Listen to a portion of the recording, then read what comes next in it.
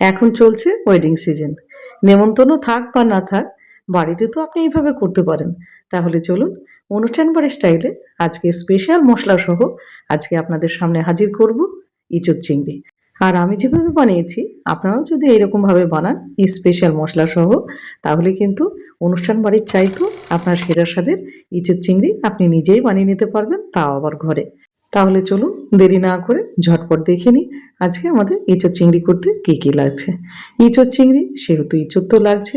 বাজারে দু ধরনের এখন ইঁচড় পাওয়া যায়, একটা স্টোরের আর একটা এরকম একদম ফ্রেশ গাছের টাটকা।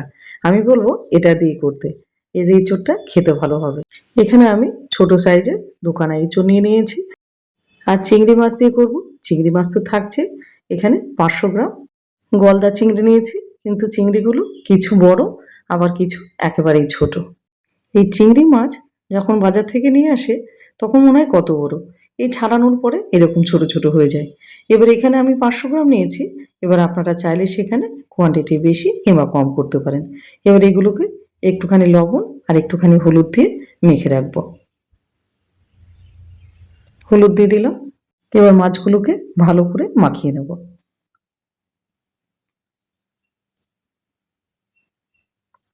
মাছগুলো মাখানো হয়ে গেছে।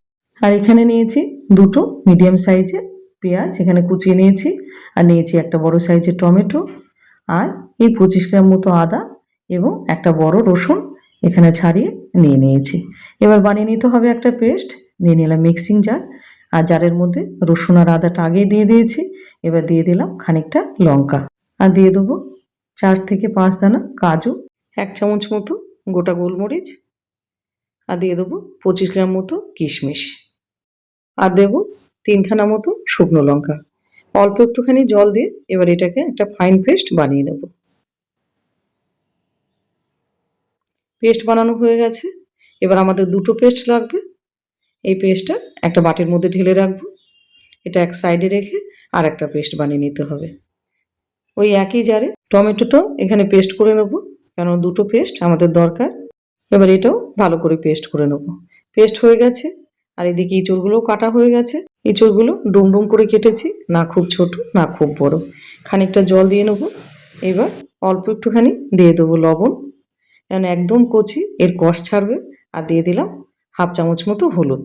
এবার ভালো করে এটাকে মাখিয়ে নেব। মাখিয়ে নেওয়ার পরে 2 থেকে 3টে আমি সিটি দিয়ে নেব। 3টের বেশি একেবারেই দেওয়া যাবে না। এবার গ্যাসটা অন করে এবার প্রেসার কুকারটা বসিয়ে দিয়ে এবার 3খানা সিটি লাগিয়ে এবার এটাকে একপাশে সরিয়ে রাখবো যতক্ষণ না একটু ঠান্ডা হচ্ছে। এবার মাছগুলো ভেজে নেবো। নিয়ে নিলাম একটা ননস্টিক একটা প্যান। এবার প্যানটা ভালোভাবে গরম হয়ে গেলে দিয়ে দিলাম খানিকটা সর্ষের তেল। এই রান্নাটা পুরোটাই আমি সর্ষের তেলে করব। এবার এক এক করে মাছগুলো সব দিয়ে দেবো। আর যেহেতু চিংড়ি মাছ, ভাঙার কোনো ভয় নেই, আপনি সব একবারেই দিয়ে দিতে পারেন। এবার গ্যাসের ফ্লেম লো টু মিডিয়াম করে এবার উল্টে পাল্টে মাছগুলো বেশ লাল লাল করে ভেজে নিতে হবে। চিংড়ি মাছ ভাজতে আমার বড়ই ভালো লাগে। কেন বলুন তো? এই যে ভাঙার কোনো সম্ভাবনা থাকে না। এবার উল্টে পাল্টে মাছগুলো ভেজে এবার একটা অন্য কড়াই বসিয়ে দেবো। এবার কড়াইটা খুব ভালোভাবে গরম হতে দেবো। গরম হলে দিয়ে দেবো খানিকটা সর্ষের তেল। এবার তেলটা গরম হলে এখানে আমি 5খানা মিডিয়াম সাইজের আলু নিয়েছি। আর আলুগুলো ঠিক এরকমভাবে টুকরো করে কেটে নিয়েছি। মাঝখান থেকে 4 ফালি করেছি। এবার আলুগুলো ঠিক এরকম মাপের হয়েছে। এবার আলুগুলো ভালো করে বেশ লাল লাল করে ভেজে নেব। আর আমি এখানে 5খানা আলু দিয়েছি। আপনারা চাইলে কিন্তু সেখানে বেশি কিংবা কম করতে পারেন, তবে এর চাইতে বেশি দেবেন না, তখন আবার আলুর টেস্টটাই আসবে মুখে। গ্যাসের ফ্লেম লো টু মিডিয়াম রেখে এবার আলুগুলো বেশ লাল লাল করে ভেজে নিতে হবে। আলুগুলো ভাজা হয়ে গেছে। এবার আলুগুলো তুলে নেব। আর আজকে আমার ভিডিওটা আপনি কোথায় থেকে দেখছেন সেটা অবশ্যই কমেন্ট সেকশনে জানাবেন। আলুগুলো তোলা হয়ে গেছে। এবারে দিয়ে দেবো কিছু ফোড়ন। একটা তেজপাতা, 1 ইঞ্চি মতো দারচিনি, একটা শুকনো লঙ্কা, 1/2 চামচ মতো গোটা গোলমরিচ, 1/2 চামচ গোটা জিরে এবং 5 থেকে 6টা লবঙ্গ। ফোড়নটা ভালোভাবে ভাজা হয়ে গেলে এবার দিয়ে দেবো কেটে রাখা পেঁয়াজগুলো। গ্যাসের ফ্লেম লো টু মিডিয়াম রেখে এবার পেঁয়াজগুলো বেশ লাল লাল করে ভেজে নিতে হবে। আর আপনারা কারা কারা ইঁচড় চিংড়ি খেতে ভালোবাসেন সেটা অবশ্যই কমেন্ট সেকশনে জানাবেন। এবার পেঁয়াজগুলো যাতে তাড়াতাড়ি ভাজা হয়ে যায় ওই জন্য দিয়ে দেবো 1/2 চামচ মতো লবণ। এতে পেঁয়াজটা চটজলদি ভাজা হয়ে যাবে।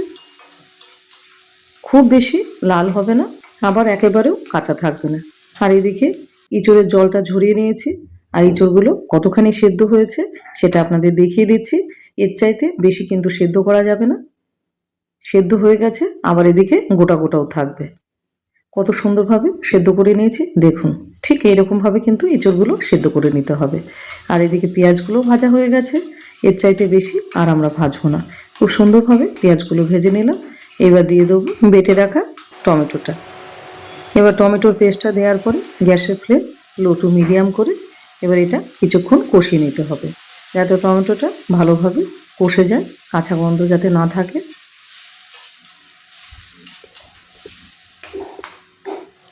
টমেটোটা ভালোভাবে কষানো হয়ে গেছে, আর তেলও ছেড়ে দিয়েছে। আর এদিকে ইঁচড় চিংড়িতে দেওয়ার জন্য আমি কিন্তু পাশে জলও বসিয়ে দিয়েছি। কাঁচা জল কোনোভাবে দেওয়া যাবে না, তাহলে টেস্টটা খারাপ হয়ে যাবে। জল সবসময় কিন্তু গরমই দিতে হয় তরকারিতে। এবার তেল ছেড়ে গেছে, এবার দিয়ে দেবো লঙ্কা এবং কাজু কিশমিশের পেস্টটা। অল্প একটুখানি জল দিয়ে দেবো যাতে কড়াইতে না লেগে যায়। এবার মশলাটা ভালোভাবে কষাতে হবে। মশলা যত ভালোভাবে কষানো হবে তরকারির স্বাদ কিন্তু ততটাই ভালো হবে। আবার খেয়ালও রাখতে হবে যাতে নিচে কোনোভাবে কিন্তু লেগে না যায়। মশলা কষানো হয়ে গেছে, এবারে দিয়ে দেবো কিছু রেগুলারে গুঁড়ো মশলা। 1 চামচ জিরে গুঁড়ো, 1 চামচ ধনে গুঁড়ো, হাফ চামচ কাশ্মীরি লঙ্কার গুঁড়ো এবং 1 চামচ দিয়ে দেবো হলুদ। এবার গুঁড়ো মশলাগুলো দেওয়ার পরে ভালোভাবে এটা কষিয়ে নিতে হবে। অল্প একটুখানি জল দেবো যাতে নিচে না লেগে যায়। এবার জল দেওয়ার পরে আর একটুখানি কষিয়ে নিতে হবে।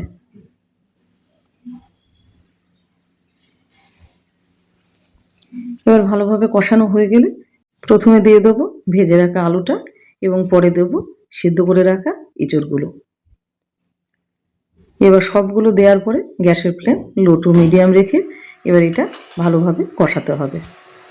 একই রান্না কষানোর তারতম্যতে কিন্তু স্বাদ এক একজনের রান্না এক এক রকম আসে। কিছুক্ষণ কষিয়ে নেওয়ার পরে এবার এটা মোটামুটি 2 থেকে 3 মিনিটের জন্য একটু ঢাকা দিয়ে দেবো। 3 মিনিট পর এটা খুলে দেবো, আবার এটাকে কষাতে থাকবো। এর কষানোটাই মেন প্রসেস। জল দেওয়ার পরে তখন আপনি তো এটা ওটা দিলেন, সেটা তো আলাদা ব্যাপার, কিন্তু কষানো ভালো না হলে তরকারি কিন্তু মোটেই ভালো লাগে না খেতে। এবার এটা খুব ভালোভাবে কষিয়ে নিলাম, আর এত সুন্দর গন্ধ বেরিয়েছে। এবারে দিয়ে দেবো 1 চামচ মতো লবণ। লবণ যেহেতু আগে দিয়েছি ওই জন্য আর বেশি লবণ দিলাম না। আর যেহেতু শীতকাল মটরশুঁটি তো থাকছেই, এখানে 1 কাপ মতো মটরশুঁটি দিয়ে দিলাম। মটরশুঁটি দেওয়ার পরে এবার এটাকে ভালো করে একটুখানি নাড়াচাড়া দিয়ে এবার এটাকে জল দিয়ে দেবো। আর গরম জল তো আগে বসানোই আছে। তবে ইঁচড় চিংড়ি একটু গ্রেভি রাখতে হবে, ওই জন্য একটুখানি জলটা বেশি দিতে হবে। আবার আলুটাও যাতে সেদ্ধ হয় ভালোভাবে সেটাও খেয়াল রাখতে হবে। এবার আরেকটুখানি জল দেব। জল একটু কম মনে হচ্ছে, এটা ফোটা শুরু করলে জলটা একেবারেই শুকিয়ে যাবে। আর একটুখানি জল দেবো, ব্যাস। এবার এটাকে ভালো করে একটুখানি নাড়াচাড়া দিয়ে এবারে হাই ফ্লেমে এটা মোটামুটি 10 মিনিটের জন্য এটাকে ফুটতে দেবো। আর এটা ফুটতে থাক, ততক্ষণে বানিয়ে নেব আমাদের সেই স্পেশাল মশলা। কি কি থাকছে একবার দেখিয়ে দিচ্ছি। 1.5 ইঞ্চি মতো এখানে দারচিনি স্টিক নিয়ে নিয়েছি, 6 থেকে 7 খানা ছোট এলাচ, হাফ চামচ নিয়েছি গোটা গোলমরিচ, 1 খানা জয়িত্রীর ফুল, হাফ খানা জায়ফল, হাফ চামচ গোটা জিরে, 8 থেকে 10টা লবঙ্গ এবং হাফ চামচ নিয়েছি গোটা ধনে। এবার এটাকে হালকাভাবে ভেজে নিতে হবে। নিয়ে নিলাম একটা ননস্টিকের প্যান। এবার মশলাগুলো সব দেওয়ার পরে এবার গ্যাসের ফ্লেম লো টু মিডিয়াম করে এটা মোটামুটি 1 থেকে 2 মিনিটের মতো সময় নিয়ে এটা ভাজতে হবে। খেয়াল রাখতে হবে কোনোভাবে যেন পুড়ে না যায়। সুন্দর যখন গন্ধ বেরোবে তখন এটা নামিয়ে ফেলতে হবে। আর অনুষ্ঠান বাড়ির এটাই সেই সিক্রেট মশলা, যার কারণে তরকারির স্বাদ এতটাই বেড়ে যায়। এই মশলা একটুখানি ইঁচড় চিংড়ির মধ্যে দিলে এর স্বাদ কিন্তু 100 গুণ বেড়ে যাবে। ঝোলটা কিন্তু বেশ গাঢ় হয়ে গেছে, আর ঝোল অনেকটাও কমে গেছে। আর ইঁচড় চিংড়িতে একটুখানি গ্রেভি না হলে কিন্তু খেতে ভালো লাগে না। তবে এই ঝোল এতটা আমি রাখবো না, খানিকটা কিন্তু এটাকে আরো কমিয়ে নিতে হবে। এবারে দেব 1 চামচ চিনি। একটুখানি মিষ্টি তো দিতেই হবে, না হলে ভালো লাগবে না। আপনি যদি একান্ত না খেতে চান তাহলে স্কিপ করতে পারেন। চিনি দেওয়ার পরে এবার ভালো করে একটুখানি নাড়াচাড়া দিয়ে নেব। এবার দেখিনি আলুগুলো একটু সেদ্ধ হয়েছে নাকি। আলুগুলো পুরোপুরি সেদ্ধ হয়ে গেছে, আর ঝোলটা কিন্তু আগের চাইতে অনেকটা ঘন হয়ে গেছে। এরপরে কিন্তু বেশি ঘন করলে একেবারেই শুকিয়ে যাবে। দিয়ে দিলাম 2 চামচ মতো গাওয়া ঘি। একটু ঘিয়ের পরিমাণ বেশি দিলে তরকারিটা কিন্তু আরও সুস্বাদু হয়। এটা আপনাদের দেখে মনে হতে পারে যে গ্রেভিটা হালকা আছে, কিন্তু এটা ঠান্ডা হয়ে গেলে এটা ঘন হয়ে যাবে, আর নতুন আলু তো আরও ঘন হয়ে যাবে। এবার দিয়ে দেবো 1/2 চামচ মতো স্পেশাল গরম মশলার গুঁড়ো, যেটাতে ইঁচড় চিংড়ির জান নিয়ে আসবে। এবার গরম মশলা দেওয়ার পরে ভালো করে একটুখানি নাড়াচাড়া দিয়ে মোটামুটি 2 থেকে 3 মিনিট আর একটু ফুটিয়ে নেব, যাতে ঝোলটা আর একটুখানি টেনে যায়। বাজারে তো ইঁচড় উঠেই গেছে, আমি বলবো একদিন এইভাবে ইঁচড় চিংড়ি খেয়ে দেখবেন।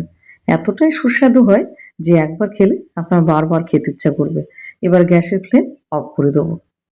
এবার পরিবেশন করে দিন ধোয়া ওঠা ভাতের সাথে, কিংবা রাইসের সাথে, কিংবা পোলাওর সাথে, লুচি, পরোটা, রুটি, আপনার যা দিয়ে মন চায় তাই দিয়ে ঠিক এইভাবে পরিবেশন করে দিন ইঁচড় চিংড়ি। আর এটা দেখতে যতখানি লোভনীয় হয়েছে, খেতে কিন্তু তার চাইতেও সুস্বাদু হয়েছে। আশা করি ভিডিওটা আপনাদের ভীষণ ভালো লেগেছে।